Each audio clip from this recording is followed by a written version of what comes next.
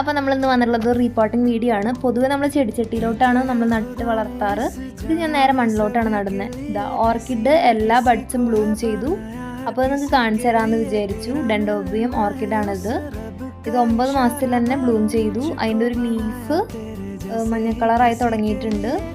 എന്തുകൊണ്ടാണെന്നുള്ളത് അറിയുന്നവർ കമൻറ്റ് ചെയ്യുക. ചിലപ്പോൾ വെയിൽ കൂടിയിട്ടായിരിക്കാം, അല്ലെങ്കിൽ വെള്ളം കുറഞ്ഞിട്ടായിരിക്കാം.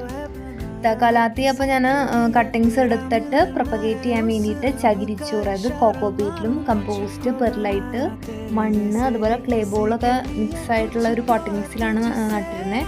അതുകൊണ്ട് തന്നെ ഭയങ്കര എളുപ്പത്തിൽ നമുക്ക് പോട്ടിൽ നിന്ന് കിട്ടുകയും ചെയ്യും. അതുപോലെ റൂട്ട്സൊക്കെ നല്ല ഇതിൽ ഡെവലപ്പ് ചെയ്തിട്ടുണ്ട്. പുതിയ ഷൂട്ടും വരുന്നുണ്ട്, കണ്ടില്ലേ? സൈഡിൽ നിന്ന് ഷൂട്ട് വരുന്നുണ്ട്.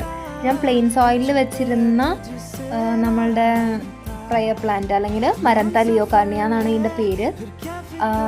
ആ പ്ലാന്റ് പ്ലെയിൻ സോയിൽ വെച്ചിരുന്നപ്പോൾ എന്താ പറയുക, വേഗം ഉണങ്ങാനുള്ള ചാൻസ് ഉണ്ടായിരുന്നു. അതുപോലെ തന്നെ ഇത്ര കളറ് കയറി വന്നിരുന്നില്ല. ഇതിൻ്റെ സ്പോട്ടിങ് കണ്ടില്ലേ?